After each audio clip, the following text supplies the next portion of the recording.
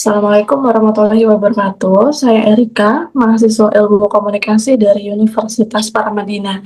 Di sini saya akan menjelaskan tentang Cognitive Dissonance Theory yang berkaitan dengan kasus satu, yaitu kampanye anti rokok. Kasus yang saya akan jelaskan di sini adalah rokok masih menjadi salah satu isu kesehatan masyarakat yang tetap menjadi fokus utama, terutama pada daerah perkotaan. Informasi dari berbagai penelitian kesehatan menunjukkan bahwa jumlah perokok berat di kota-kota besar di Indonesia masih sangat tinggi. Kebiasaan merokok tidak hanya membahayakan kesehatan pribadi, seperti meningkatkan kemungkinan penyakit jantung, kanker dan paru-paru, serta masalah pernapasan, tapi juga bisa menyebabkan beban ekonomi dan sosial yang signifikan bagi masyarakat secara keseluruhan. Beragam langkah telah diambil oleh instansi kesehatan masyarakat guna menurunkan jumlah perokok berat. Salah satu caranya adalah dengan kampanye anti rokok. Salah satu metode yang digunakan adalah kampanye dengan menyampaikan pesan-pesan ekstrim seperti slogan "rokok membunuhmu" ataupun penerapan gambar peringatan yang mencolok pada kemasan rokok.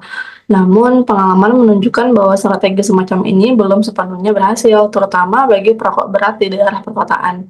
Banyak di antara mereka yang masih meneruskan kebiasaan merokok meskipun sudah menerima berbagai peringatan dan juga informasi tentang risiko rokok.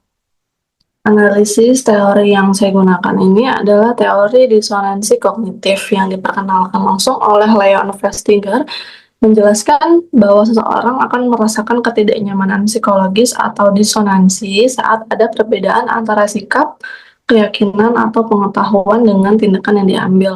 Dalam konteks perokok berat, walaupun mereka menyadari bahaya kesehatan yang ditimbulkan oleh merokok, tindakan merokok yang terus dilakukan menyebabkan disonansi kognitif. Untuk mengurangi rasa tidak nyaman itu, biasanya perokok aktif umumnya akan menerapkan berbagai strategi, antara lain menambahkan elemen kognitif baru, yaitu seperti mendukung perilaku merokok, seperti percaya bahwa merokok tidak secara langsung mempengaruhi kesehatan mereka, atau bahwa terdapat ada faktor lain yang bisa lebih berbahaya. Lalu yang kedua, mengubah pandangan tentang pesan kampanye anti rokok seperti menganggap pesan itu berlebihan atau tidak relevan untuk diri mereka sendiri.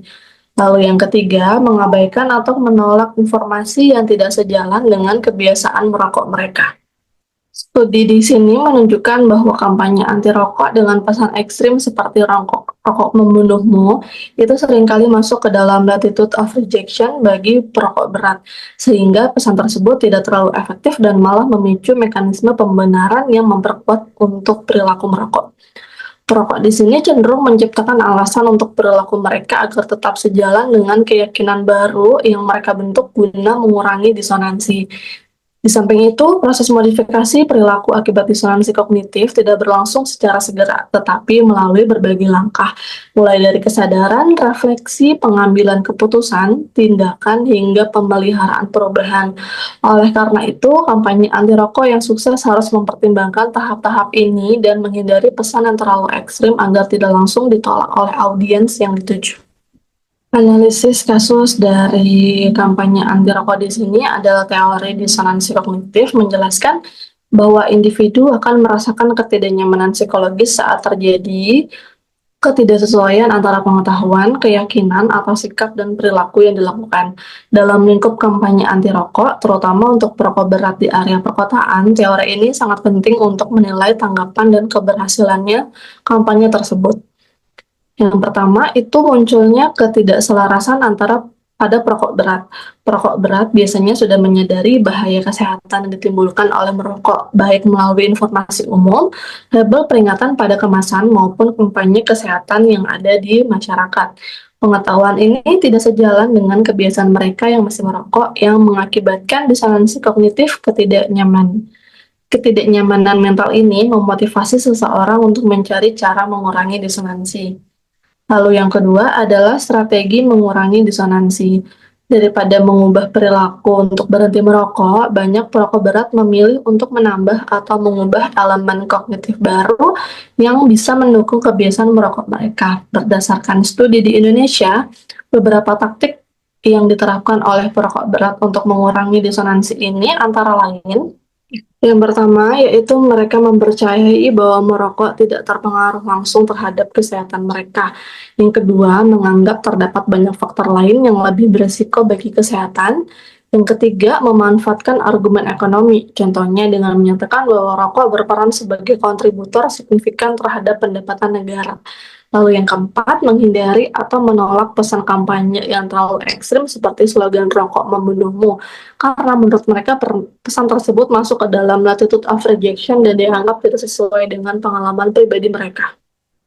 Lalu yang ketiga ada efektivitas kampanye dan kendala perubahan perilaku. Kampanye yang memakai pesan ekstrim atau gambar menakutkan dapat menyebabkan disonansi kognitif, tetapi seringkali tidak berhasil dalam mendorong perubahan perilaku pada perokok berat. Sebaliknya, kampanye tersebut malah mendorong perokok untuk mencari alasan baru atau mengabaikan pesan tersebut, sehingga kebiasaan merokok tetap dipertahankan. Studi ini juga menunjukkan bahwa modifikasi perilaku untuk berhenti merokok adalah opsi terakhir mereka, karena dianggap paling sulit dilaksanakan dibandingkan sekedar mengubah kepercayaan atau menambah justifikasi baru. Lalu yang keempat, dampak terhadap rencana kampanye. Analisis ini menggunakan perspektif teori disonansi kognitif yang menunjukkan bahwa kampanye anti rokok yang sangat ekstrim atau menakut-nakuti cenderung tidak efektif bagi perokok berat. Agar kampanye menjadi lebih efektif, pesan yang disampaikan hendaknya adalah bisa memanfaatkan pendekatan yang lebih peka dan terkait dengan pengalaman harian para perokok. Lalu yang kedua adalah menggalakkan perubahan perilaku secara bertahap. Contohnya dengan menyoroti keuntungan positif dari berhenti merokok, alih-alih hanya menekankan ancaman atau sanksi. Lalu di sini saya akan menjelaskan tentang strategi dan juga rekomendasi yang bisa untuk mengurangi disonansi kognitif pada perokok aktif, yaitu dengan memberikan mereka akses untuk mengubah kebiasaan merokok, merombak lingkungan yang mempengaruhi perilaku, atau juga menambahkan elemen kognitif baru yang dapat membenarkan tindakan mereka. Namun, studi mengindikasikan bahwa perokok berat biasanya lebih memilih menambahkan elemen kognitif baru sebagai justifikasi untuk terus merokok, seperti meyakini bahwa merokok tidak berpengaruh langsung terhadap kesehatan mereka. Ada juga risiko lain yang lebih besar dan rokok memiliki kontribusi ekonomi yang signifikan bagi negara. Di samping itu, pembatasan lingkungan seperti pengurangan area merokok yang nyaman juga bisa memaksa perokok untuk mengurangi konsumsi rokoknya secara tidak langsung. Contohnya, perokok berat yang perlu mencari lokasi tertentu untuk merokok cenderung mengurangi jumlah rokok yang mereka konsumsi akibat ketidaknyamanan suasana itu. Lalu secara singkatnya, pendekatan yang efektif untuk menurunkan disonansi kognitif pada perokok yaitu yang pertama, mendorong perubahan kebiasaan. Contohnya mengurangi atau menghentikan merokok dengan adanya dukungan lingkungan yang juga mendukung. Lalu yang kedua, mengubah suasana sehingga perilaku merokok menjadi lebih tidak nyaman dan sulit untuk dilakukan. Lalu yang ketiga, menyediakan informasi yang sesuai dan nyata yang dapat mendukung perokok untuk merenungkan perilakunya tanpa menyebabkan penolakan. Yang keempat, menghindari pesan kampanye yang terlalu radikal agar tidak segera ditolak dan memicu justifikasi baru. Lalu yang kelima, menyajikan pesan yang menyoroti tentang ketidaksesuaian antara perilaku, misalnya merokok, dan nilai atau keyakinan yang dipegang oleh audiens, misalnya yang hidup sehat dan juga peduli dengan keluarga. Semakin penting isu tersebut bagi individu, semakin besar juga dorongan untuk mengurangi disonansi yang diberikan. Lalu yang keenam, menyediakan informasi yang konkret tentang cara-cara berhenti merokok, dukungan yang tersedia, dan juga manfaat nyata dari perubahan perilaku. Lalu yang ketujuh, jelaskan manfaat langsung dan jangka panjang dari berhenti merokok, baik dari sisi kesehatan, ekonomi, maupun hubungan sosial. Lalu yang terakhir, melibatkan keluarga, teman, atau komunitas dalam proses perubahan. Dukungan sosial dan diskusi interpersonal dapat membantu individu menambah keyakinan dan memperkuat niat untuk berubah.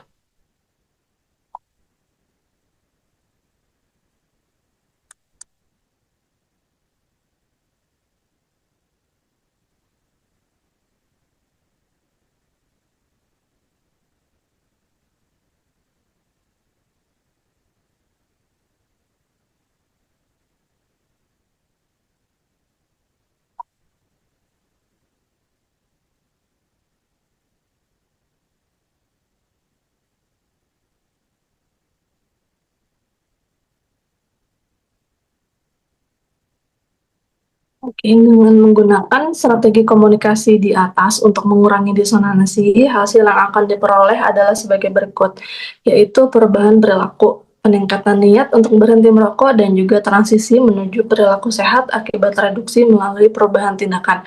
Contohnya, 30% partisipan dalam program menunjukkan pengurangan frekuensi merokok setelah 3 bulan. Lalu yang kedua adalah perubahan sikap, penurunan persepsi manfaat merokok, dan peningkatan keyakinan akan risiko kesehatan. Misalnya, individu menganggap rokok itu sebagai pemborosan, bukan sebagai penghilang stres. Lalu yang terakhir adalah penguatan dukungan sosial. Interaksi dengan berbagai kelompok pendukung meningkatkan konsistensi antara sikap dan perilaku dan juga mengurangi kemungkinan relapse. Lalu yang terakhir, kesimpulan dari studi kampanye anti rokok ini untuk perokok berat di area perkotaan menunjukkan bahwa strategi kampanye dengan pesan ekstrim seperti rokok membunuhmu seringkali tidak efektif karena pesan tersebut berhasil masuk ke dalam latitude of rejection yang menyebabkan penolakan dari perokok berat. Kampanye yang hanya mengandalkan ketakutan biasanya tidak efektif dalam memengaruhi perubahan perilaku secara signifikan, sebab perokok berat cenderung mencari alasan untuk mempertahankan kebiasaan mereka. Keberhasilan kampanye ini dalam pengendalian rokok akan lebih efektif jika pesan yang disampaikan itu informatif, relevan, menarik perhatian, serta melibatkan media dan partisipasi aktif dari masyarakat. Kampanye yang menonjolkan pendekatan edukasional, empatik, dan berkelanjutan, serta melibatkan tokoh masyarakat dan komunitas setempat, dapat meningkatkan kesadaran mengenai resiko merokok dan secara signifikan mengurangi jumlah rokok. Di samping itu, pendekatan yang mendorong perubahan perilaku secara bertahap dan menciptakan lingkungan sosial yang mendukung penghentian merokok terbukti lebih berhasil dibandingkan metode yang bersifat menakut-nakuti. Oleh karena itu, kampanye anti rokok yang berhasil harus menghindari pesan yang terlalu ekstrim dan menganalisa audiens, serta menekankan pendekatan yang realistis dan konstekstual untuk mengurangi resistensi dan disonansi kognitif di kalangan perokok berat. Kelangsungan program melalui pendidikan berkelanjutan, konseling, dan juga pembentukan komunitas anti rokok sangat krusial untuk menjamin efek positif jangka panjang bagi kesehatan masyarakat di daerah perkotaan. Terima kasih presentasi saya yang bisa saya jelaskan. Assalamualaikum warahmatullahi wabarakatuh.